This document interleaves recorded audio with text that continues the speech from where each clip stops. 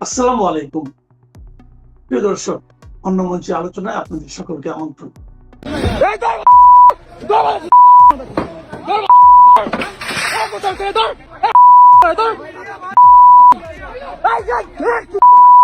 আপনারা যে ভিডিওটা দেখলেন এটা সিলেটের হবিগঞ্জের একটা ভিডিও।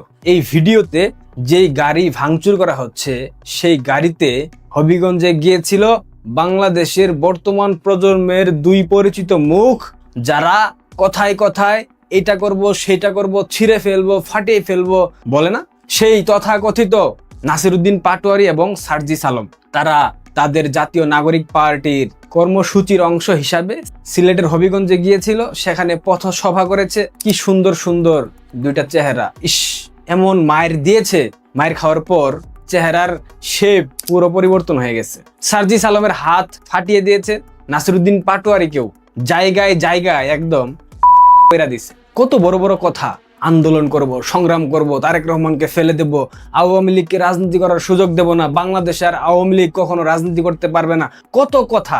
আমি শুধু এদের দেখি আর হাসি। আরে অর্বাচীনের দল, বাংলাদেশ আওয়ামী লীগের একটা উপজেলায় যতগুলা নেতাকর্মী সমর্থক আছে, তোদের পুরো দলে ততগুলা কর্মী সমর্থক নাই। একথা আমার না, লাল বিপ্লবী সাংবাদিক মাসুদ কামাল বলেছিল একটা টক শোতে, যে বাংলাদেশ আওয়ামী লীগের একটা উপজেলায় যতগুলা নেতাকর্মী আছে ততগুলা নেতাকর্মী জাতীয় নাগরিক পার্টি এনসিপির সারা বাংলাদেশেও নাই। নাহিদ ইসলামের একটা বক্তব্যের উপর ভিত্তি করে বলেছিল, দেখ ভাই, তোদের অনেক বয়স কম, অল্প বয়স, আমাদের থেকে অনেক কম, অল্প বয়সে টাকা পয়সা পেয়েছিস, ক্ষমতার কেন্দ্রবিন্দুতে চলে গিয়েছিস, যা ইচ্ছে তাই করছিস, বলি কি এখন একটু থাম, যদি পারিস দেশটা থেকে চলে যা, যদি বাঁচতে চাস, কারণ তোদের ভবিষ্যৎ ভালো না। এখনো বাংলাদেশ আওয়ামী লীগ আসে নাই, বঙ্গবন্ধু কন্যা ডিসেম্বরে বাংলাদেশে ফিরলে তোদের কি হবে তোরা কি বুঝিস? আওয়ামী লীগের নেতাকর্মীদের উপর তোরা যা করেছিস এগুলার 10% যদি তোদের উপর ফিডব্যাক আসে, তোরা কি নিতে পারবি? আওয়ামী লীগ একটা অনুভূতির নাম, এনসিপির মতো ভেসে আসা কোনো সংগঠন না, বিএনপির মতো সেনা ছাউনিতে সৃষ্টি হওয়া কোনো সংগঠন না। এই সংগঠন বাংলাদেশের মা, মাটি এবং মানুষের প্রয়োজনে সৃষ্টি হয়েছিল।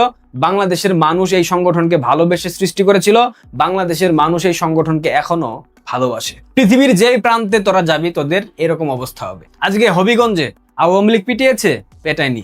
হবিগঞ্জ জেলা ছাত্র দল এবং ওইখানকার একটা উপজেলা ছাত্র দলের নেতাকর্মীরা তোদেরকে এমন পিটানো পিটিয়েছে, তোদের হাতের রক্ত বের করে দিয়েছে, তোদের গাড়ি ভাঙচুর করেছে, নাসিরউদ্দিন পাটোয়ারিকে চিপামার দিয়েছে। চিপামার বুঝেন, মানে যেসব জায়গায় মারার পর চাইলেও দেখানো যায় না পাবলিকলি, ওইসব জায়গায় নাসিরউদ্দিন পাটোয়ারিকে মেরেছে ছাত্রদল, কারণ লাগামহীন বক্তব্য।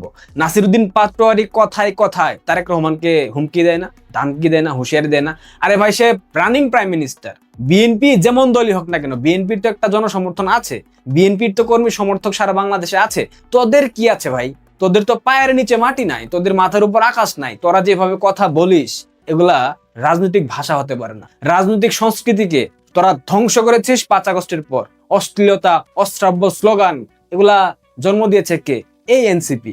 আজ পরিণতি বাংলাদেশের মানুষ দেখলো। এই জাতীয় নাগরিক পার্টির 3 নেতাকে গতকাল নেত্রকোনায় বেধড়ক পিটিয়েছে সাধারণ জনতা। পেটানোর পর গায়ের কাপড় চুপড় খুলে নিয়ে নাঙ্গা করে ছবি তুলিয়েছে। এগুলা সারা বাংলাদেশে হচ্ছে। এগুলা কিন্তু আওয়ামী লীগ, ছাত্রলীগ, যুবলীগ করছে না। এখনো কিন্তু আওয়ামী লীগ, ছাত্রলীগ, যুবলীগ বাংলাদেশের রাজনীতিতে স্বাভাবিকভাবে উপস্থিতির জানান দেয়নি। ডিসেম্বরের পর তোদের কি হবে একথা ভাবি আর চিন্তা করি। অল্প বয়সে পাকলে দুঃখ থাকে চিরকাল। সার্জিস আলমের গত 2 দিন পূর্বের একটা ফেসবুক স্ট্যাটাস আমি আপনাদেরকে দেখাই, দেখেন মজা পাবেন।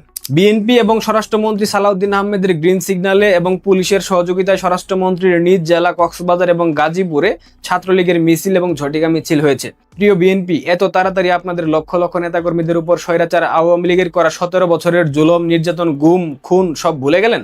এত তাড়াতাড়ি শহীদ ওয়াসিম সহ জুলাই অভ্যুত্থানে জীবন দেওয়া, রক্ত দেওয়া আপনাদের শত শত নেতাকর্মীদের সব ত্যাগ ভুলে গেলেন? নাকি আপনাদের নেতাকর্মীদের উপরে এত জুলুম, নির্যাতন কিংবা তাদের রক্ত, জীবনের কোনো মূল্য আপনাদের কাছে নেই? নাকি যা বলেন কিংবা যা করেন সবাই লোক দেখানো? নেতাকর্মীদের কথা বাদই দিলাম, বেগম খালেদা জিয়ার সাথে যে নির্মমতা হয়েছে সেসব কি 6 মাস যেতে না যেতেই ভুলে গেলেন? মনে রাখবেন, পাপ কিন্তু পাপ কেউ ছাড়ে না। সার্জিস সেদিন স্ট্যাটাসটা দিয়েছে যেদিন গাজীপুর জেলা ছাত্রলীগের সভাপতি সুলতান সিরাজুল ইসলাম গাজীপুরে একটা বিশাল মিছিল করেছিল।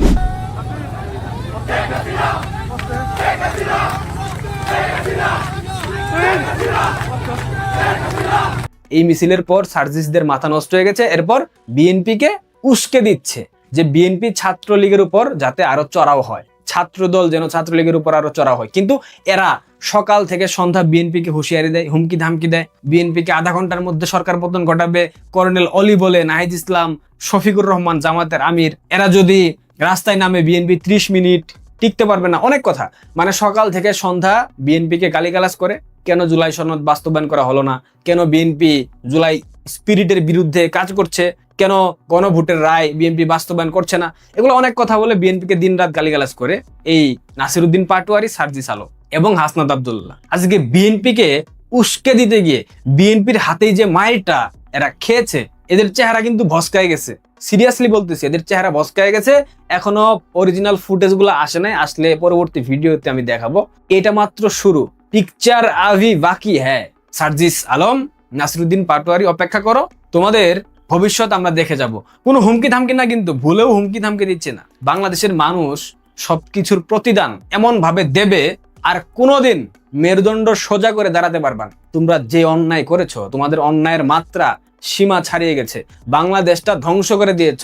বাংলাদেশের তরুণ প্রজন্মকে ভুলভাল বুঝিয়ে প্ররোচিত করে রাস্তায় নামিয়ে দেশটার করে দিয়েছ। সুতরাং কর্মফল ভোগ করতে হবে, প্রস্তুতি নাও। কারো হাত ভেঙে গেছে, কারো মাথা ফেটে গেছে, ক্যামেরা, ফোন সব ওই জিকে গৌসের ছাত্রদল, যুবদলের সন্ত্রাসী বাহিনী সব নিয়ে গেছে।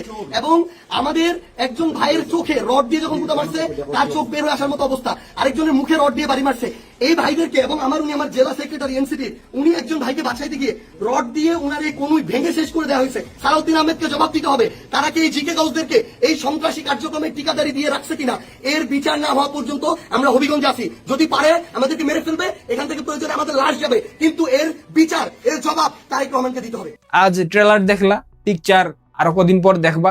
ডিসেম্বর আসার আগেই পরামর্শ দেই, দেশ থেকে চলে যাও যদি এক্সিট নিতে পারো, অন্যথায় পরিস্থিতি ভালো হবে না। আবারও বলতেছি, হুমকি ধামকি না, এটাই রিয়েলিটি। ভালো থাকবেন, ধন্যবাদ।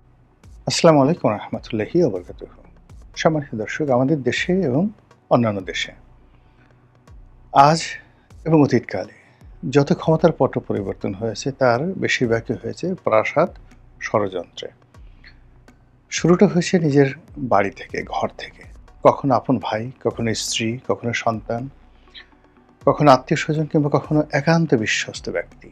তারা রাজার সঙ্গে, ক্ষমতাধর ব্যক্তির সঙ্গে, রাজনৈতিক ব্যক্তিত্বের সঙ্গে বেইমানি করেছে, মুনাফিকি করেছে, তাকে দুষ্ট বুদ্ধি দিয়েছে এবং এমন কর্মকাণ্ড করেছে, সেই কর্মকাণ্ডের ফলে রাজনীতিবিদ বা রাজা বা ক্ষমতার যিনি কেন্দ্র রয়েছেন, তার ব্যক্তিগত ইমেজ মারাত্মকভাবে ধ্বংসপ্রাপ্ত হয়েছে। এই প্রাসাদ থেকেই বিদেশি যারা আক্রমণকারী, তাদেরকে আক্রমণ করা মানে আমন্ত্রণ জানানো হয়েছে।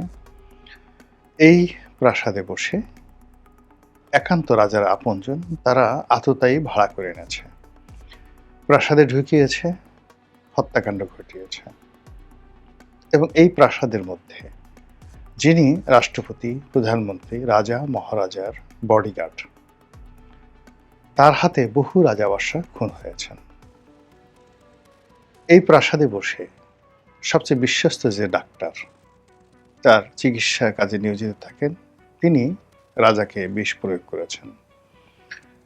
এই প্রাসাদে বসে যিনি পাচক, খাবার তৈরি করেন, তিনি রাজার খাবারে বিষ মিশিয়ে রাজাকে শেষ করে দিয়েছেন। যে প্রেয়সী, প্রিয়তমা, তার স্ত্রী, সেই প্রিয়তমা স্ত্রী কখনো বিষ প্রয়োগ করে তাকে মেরেছে, কখনো গলা টিপে মেরেছে, কখনো যাকে বলা হয় মুখে বালিশ চেপে বড় বড় রাজাবাসাকে মেরে ফেলেছে। এরকম ঘটনা যদি আমি বলি, অ্যাটলিস্ট 100 ঘটনা আমি আপনাদেরকে বলতে পারবো। তো কাজেই একটি সরকারের যে পতন হয়, সেই পতনের শুরুটা হয় প্রাসাদ থেকে। আর সেই প্রাসাদে যে রাজনীতির পতন হয়, ক্ষমতার পতন হয়, এটার কতগুলো ডাইমেনশন থাকে। 1 নম্বর ডাইমেনশন হলো সরাসরি রাজাকে মেরে ফেলা। দ্বিতীয়ত হলো যে রাজার সকল তথ্যপত্র দুর্বল দিকগুলো প্রতিপক্ষের কাছে হস্তান্তর করা, প্রতিপক্ষ সেটা ব্যবহার করে কখনো রাজপ্রাসাদ আক্রমণ করবে, কখনো তার রাজাকে আততায়ী পাঠিয়ে মেরে ফেলবে, কখনো রাজার বিরুদ্ধে গণ আন্দোলন গড়ে তুলবে এবং রাজার গোপন বিষয়গুলো জনসম্মুখে প্রকাশ করে জনবিচ্ছিন্নতাকে করে ফেলবে। এভাবেই তো অতীতকালে ঘটনাগুলো ঘটেছে।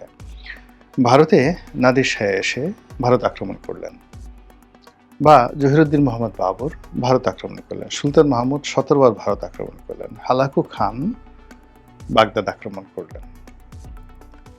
এই ঘটনাগুলো ঘটেছে, এরকম অসংখ্য ঘটনা, যেটার শুরুটা হয়েছিল একদম রাজপ্রাসাদের ভিতর থেকে, একান্ত আপনজন। তো সেই দিক থেকে আমাদের দেশের সাম্প্রতিক দুজন রাজনৈতিক ব্যক্তিত্ব, আপনি যদি ধরেন শেখ হাসিনা, তার যে পতন, তার পতনের যে বীজ, এই বীজটি বপিত হয়েছে, তারপর সেই বীজ থেকে গাছ হয়েছে, ফল হয়েছে, ফুল হয়েছে, ফল হয়েছে, সবই ওই গণভবনে। এবং যে লোকগুলো তার পতন ঘটেছে, তাদের একটা অংশ তাকে ছেড়ে গিয়েছেন, একটা অংশ জেলখানাতে আছে এবং একটি অংশ এখনো তাকে ঘেরাও করে আছে। তিনি এখনো পর্যন্ত দিল্লিতে বসে একটা সিঙ্গেল লোক পাননি যার সঙ্গে তার 20 থেকে 30 বছরের, 40 বছরের নিঃস্বার্থ প্রেম, নিঃস্বার্থ ভালোবাসা, মানে প্রেম বলতে মানে তাকে অন্তঃস্থল থেকে ভালোবাসেন, এরকম একটা সিঙ্গেল লোকের সন্ধান উনি এখন পর্যন্ত পাননি। ওনার পরিবার, আমরা যা কিছু দেখেছি, ওনার ছেলের সাথে ওনার সম্পর্ক, ওনার পুত্রবধূর সাথে সম্পর্ক, ওনার বোনের ছেলে মেয়ে, এই যে বা আত্মীয় স্বজন যাদের সাথে সম্পর্ক, এটা আমরা দেখেছি বাইরে যে ওয়ান অফ দ্য হ্যাপিয়েস্ট, তিনি ছেলের সঙ্গে ফুটবল মানে ব্যাডমিন্টন খেলছেন ইত্যাদি ইত্যাদি। কিন্তু পরিবারের অভ্যন্তরে তাদের মধ্যে যে আসলে কি সম্পর্ক রয়েছে, সেই সম্পর্কটি মানে এটি সোজা একটা বাংলা কথা বলি তাহলে আপনি বুঝতে পারবেন। 1/11 সময়টিতে যখন শেখ হাসিনা গ্রেপ্তার হয়েছিলেন, তখন আমরা দিনের পর দিন তার জেলখানার সামনে দাঁড়িয়েছিলাম। অনেকে কেঁদেছি, অনেকে মিছিল মিটিং করেছে, যার যার অবস্থান থেকে তার মুক্তির জন্য প্রাণদত্ত চেষ্টা করেছে। আচ্ছা বলেন তো, তার কোনো সন্তান সন্ততি, সেটা সজীব ওয়াজেদ জয় বলেন বা সাইমা ওয়াজেদ পুতুল বলেন বা ববি বলেন, রূপন্তী বলেন, টিউলিপ সিদ্দিকী বলেন, 1/11 সময় শেখ হাসিনা জেলখানায় সামনে কাউকে দেখেছেন? আপনি বলেন শুধু, আমি জানি না। আবার এখন তার এই বিপদের সময়টিতে বাংলাদেশে তার খুব আপনজনে এসে এই মুহূর্তে যদি দাঁড়ায়, আচ্ছা ঠিক আছে শেখ হাসিনা আসতে পারছে না, কিন্তু যদি জয় আসেন, রূপন্তী আসেন, টিউলিপ সিদ্দিকে আসেন, তারপরে ববি আসেন, কি হবে বলেন তো বাংলাদেশে? কিন্তু তারা আসছেন না। ঠিক একই অবস্থা আপনি চিন্তা করেন, বেগম জিয়ার ক্ষেত্রে চিন্তা করেন। তিনি পুরোটা সময় অসুস্থ ছিলেন, তাকে জেলে নেওয়া হলো, কোকো মারা গেলেন, কত কিছু হলো, কিন্তু তারেক রহমান সাহেব তো আসেননি। এখন তিনি যত ভাতৃপ্রেম দেখান, যত মাতৃপ্রেম দেখান, কিন্তু মোসাদ্দেক আলী ফালু যখন লাশ নিয়ে, তাকে নিষেধ করা হয়েছিল বিভিন্ন গোয়েন্দা এজেন্সি থেকে যে ডোন্ট ডু ইট, কিন্তু মোসাদ্দেক আলী ফালু তিনি আরাফাত রহমান কোকোর লাশ নিয়ে তিনি দেশে আসলেন এবং সেই লাশ নিয়ে বেগম জিয়ার সঙ্গে দেখা করলেন। এরপর তাকে জেলে ঢুকতে হল, তিনি তো জেলে গেছেন। তো মোসাদ্দেক আলী ফালু যদি জেলে যেতে পারেন, আবার তারেক রহমান সাহেবকে ভালোবাসতে গিয়ে গিয়াসউদ্দিন আল মামুন তার পুরো জীবনটা তিনি জেলে কাটিয়েছেন, তার ব্যবসা বাণিজ্য সব কিছু জেলে কাটিয়েছেন, কিন্তু এখন পর্যন্ত তারেক রহমান সাহেবের পক্ষে বিপক্ষে একটা শব্দ তিনি করেননি। আমি এবং তিনি জেলখানাতে একই ছেলে ছিলাম, পাশাপাশি রুমে ছিলাম, 3 বেলা একত্রে খেয়েছি, 5 বেলা একত্রে জামাতে নামাজ পড়েছি, 50 দিন। একটি বারের জন্য তারেক সাহেবের সাথে তার কি সম্পর্ক, তার সাথে তারেক সাহেবের কি লেনদেন, একটা সিঙ্গেল শব্দ তিনি উচ্চারণ করেনি। আমরা চেষ্টা করে তার কোনো ব্যক্তিগত বিষয় তার কাছ থেকে জানতে পারিনি। তো এখন সেই দিক থেকে আপনি চিন্তা করেন যে তিনি তার সারাটা জীবন যে বন্ধুর জন্য দিয়ে দিলেন, সেই বন্ধু তার জন্য কি করলো, এখন তার জন্য কি করছে, এগুলোর ফলাফল কিন্তু কখনোই ভালো হয় না, কখনোই ভালো হয় না। এটা বিএনপির জন্য প্রযোজ্য, আওয়ামী লীগের জন্য প্রযোজ্য। আমাকে একবার সেই একজন ভারতীয় কূটনীতিবিদ, এটা সম্ভবত 15-16 সনের দিকে, একজন ভারতীয় ডিপ্লোম্যাট, বাংলাদেশের একজন এমিনেন্ট জার্নালিস্ট, তার বাসায় একটা বৈঠক হচ্ছে, সেখানে তিনি বললেন যে আমাদের নেটওয়ার্ক এমন পর্যায়ে যে তারেক রহমান সাহেব তার কোন বাথরুমে কখন টয়লেট পেপার মানে টিস্যু পেপারটা পরিবর্তন করলেন, সঙ্গে সঙ্গে সেই খবরটা আমাদের কাছে চলে আসে। আপনি বুঝেন প্রাসাদ ষড়যন্ত্র কোন পর্যায়ে। তো সেদিক থেকে শেখ হাসিনার প্রাসাদ ষড়যন্ত্র, যার কারণে তার ক্ষমতাচ্যুতি হয়েছে, যার কারণে তার সম্পর্কে মানুষ বাজে কথা বলে, তার সম্পর্কে তার নৈতিক মনোবল ভেঙে গেছে। সেই কারণে আজ বাংলাদেশ থেকে যে হাজার হাজার কোটি টাকা নয়, লক্ষ লক্ষ কোটি টাকা, লক্ষ লক্ষ কোটি টাকা, এখন সরকার বলছে 16 লক্ষ কোটি টাকা, 16 লক্ষ কোটি টাকা বাদ দেন, 8 লক্ষ কোটি টাকা তো গেছে। এই টাকাগুলো যারা পাচার করেছে তাদের সঙ্গে এখন শেখ হাসিনার কেমন সম্পর্ক? এই টাকাগুলো যারা পাচার করেছে সেই টাকাগুলো কোথায়? এই টাকাগুলো এই বিদেশের মাটিতে এখন অনেক আওয়ামী লীগের নেতাকর্মীরা রয়েছেন যারা পালিয়ে বেড়াচ্ছেন, ঠিকমতো খেতে পারছেন না, তাদের অবস্থা কি বলেন? বাংলাদেশে যারা লক্ষ লক্ষ নয় কোটি কোটি আওয়ামী লীগের নেতাকর্মী যারা দুর্ভোগ দুর্দশায় পড়ছেন, তারা দলের পক্ষ থেকে আজকের দিন পর্যন্ত একটু সিঙ্গেল সাহায্য পেয়েছেন, সহযোগিতা পেয়েছেন, এই ঘটনা কেউ বলতে পারবে না। অথচ গণভবনে কত কোকিল, কত টিয়া, কত ময়না, কত পাখি, সরকারি অফিসগুলোতে একদিকে দরবেশ গ্রুপ, আর একদিকে এসালম গ্রুপ, এবং সেই এসালম গ্রুপ, দরবেশ গ্রুপ এদেরা যারা ব্যবসা বাণিজ্য করতেন, তারা আবার সঙ্গে সঙ্গে বিএনপির যারা লোকজন আছেন তাদেরকে ভাগ দিতেন, নিয়মিত ভাগ দিতেন। এটা কি শেখ হাসিনা জানতেন যে তার লোকজন সরকারি ব্যবসা করছে, তাকে ব্যবহার করে সব কিছু করছে, এবং সেই টাকা বিএনপির লোকদের কাছে যাচ্ছে? আবার তারেক রহমান সাহেব কি জানতেন বা জানেন যে তার আশেপাশে যারা থাকেন, তার দলের ভিতরে যারা লোক রয়েছেন, তাদের একটা বিরাট অংশ আওয়ামী লীগের সঙ্গে ভালো সম্পর্ক ছিল, তাদের একটা বিরাট অংশ ডিজিএফআইয়ের সঙ্গে সম্পর্ক ছিল, এবং সরকার কাছ থেকে টাকা নিত, ডিজিএফআই থেকে টাকা নিয়ে তারা তাদের সংসার চালাতো, এবং সেই লোকগুলি এখন তারেক রহমান সাহেবের কাছাকাছি আছে। এই কথা কি তিনি জানেন? অথবা তিনি অনেক লোককে ভালোবাসেন যারা প্রকাশ্যে প্রচণ্ডভাবে জামাতকে গালাগালি করেন, প্রচণ্ডভাবে আওয়ামী লীগকে গালাগালি করেন, আওয়ামী লীগকে এবং জামাতকে গালাগালি করার ক্ষেত্রে তাদের শ্রেষ্ঠত্ব, মানে এটা কেউ অতিক্রম করতে পারে না। কিন্তু এই লোকগুলো যে আওয়ামী লীগের এবং এই লোকগুলো যে জামাতের গুপ্ত, এটা কি তিনি বুঝতে পারেন? ফলে কি হলো যে বহু প্রাসাদ, নতুন নতুন প্রাসাদ তৈরি হয়, সেই সকল প্রাসাদে নতুন নতুন অধিবাসী আসেন, মেহমান আসেন, কিন্তু সেই প্রাসাদের মধ্যে যে ষড়যন্ত্র, সেটি আব্বাসী খলিফাদের জমানাতে যেমন ছিল, সালাউদ্দিন আইয়ুবের জমানাতেও তেমনি ছিল, মুর সম্রাটদের জমানাতে যেমন ছিল স্পেনে, একইভাবে কর্ডোভা, সেভিল, এই সমস্ত শহরের যারা উমাইয়া শাসক ছিলেন সেখানে তদ্রুপ ছিল। দামেস্কে যেভাবে ছিল, গুরগাঁওয়ে তেমন ছিল, মুঘল হ্যারেমে যেভাবে ছিল, একইভাবে বঙ্গভবনও ঠিক একইভাবে আছে। তো সেই দিক থেকে বর্তমান যে সরকার, জনাব তারেক রহমান সাহেবের সরকার, কখনোই প্রাসাদ ষড়যন্ত্র 100% যাকে বলা হয় বন্ধ করা যায় না। তবে সরকার প্রধান যদি মার্কাস অর্লিয়াসের মতো হন, দার্শনিক,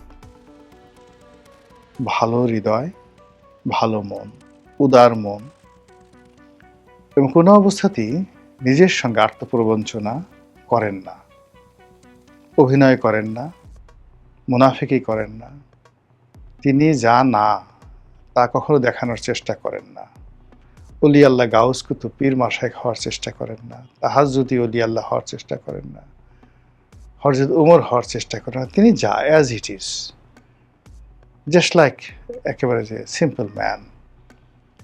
এ সকল মানুষের বিরুদ্ধে সাধারণত চক্রান্ত হয় না, এবং এটা অনেকটা আতরের মতো অবস্থা হয়, সুগন্ধির মতো অবস্থা হয়। মানে চক্রান্তকারীরা সবসময় মশা মাছি এদের মতো হয়। আর এই ধরনের মানুষ যাদের নৈতিক চরিত্র ভালো, আর নৈতিক চরিত্র বলতে বোঝাচ্ছে যেমন আপনি একসময় জেনা করেছেন, ব্যভিচার করেছেন, কিন্তু আপনি তওবা করলেন যে আল্লাহ আমি আর করবো না, এবং এরপর থেকে আপনি সেভাবে চলছেন। আপনি একসময় খুব মিথ্যাচার করেছেন, একসময় খুব দুর্নীতি করেছেন, অনিয়ম করেছেন, কিন্তু আপনি তওবা করে মুহূর্তের মধ্যে আপনি ভালো হয়ে গেছেন। আল্লাহ কিন্তু ওইটাই গ্রহণ করে, কিন্তু আপনি কিছুই হননি। আপনি আগের মতো জেনা করতে চান, ব্যভিচার করতে চান, দুর্নীতি করতে চান, অবিচার করতে চান, কিন্তু সাধু সন্ন্যাসী সাজতে চান। এই জিনিসগুলো যে কোনো একটা প্রাসাদের মধ্যে ভীষণ রকম নেতিবাচক প্রতিক্রিয়া তৈরি করে।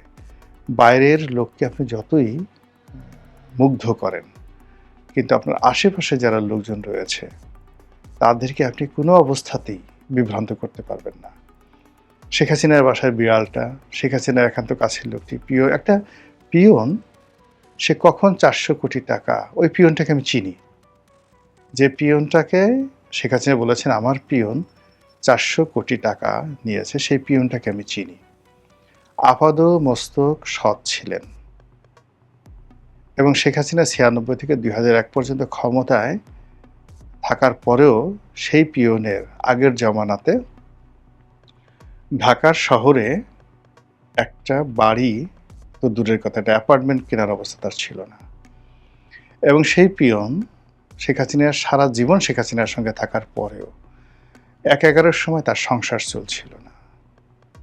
তাকে 2000 টাকা দিয়ে, 5000 টাকা দিয়ে তাকে চালানোর মতো কোনো নেতা আওয়ামী লীগে ছিল না 2006-07 সনে। তখন আমি তাকে চিনি, এই ছেলে। এরপর যখন বিএনপি ক্ষমতায় এলো, তখন আমরা কয়েকজন, আমি, তারপরে মাহমুদুস সামাদ, আমরা আমাদের যে গার্মেন্টস ব্যবসার ঝুট ব্যবসা, এই পিয়নটাকে দেই। সেই পিয়ন তার ভাইয়ের মাধ্যমে সে ব্যবসা বাণিজ্য করে ভালো ছিল।